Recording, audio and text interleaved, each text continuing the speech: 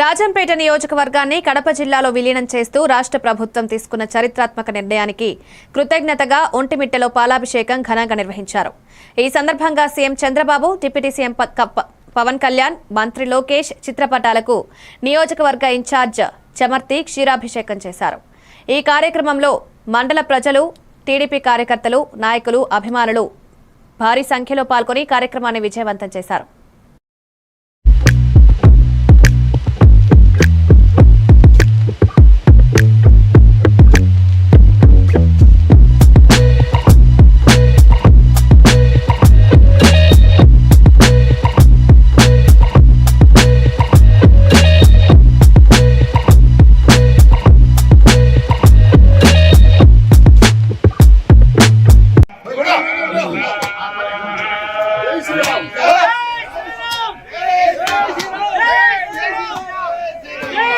నేను ఆలోచన చేసుకుంటాను.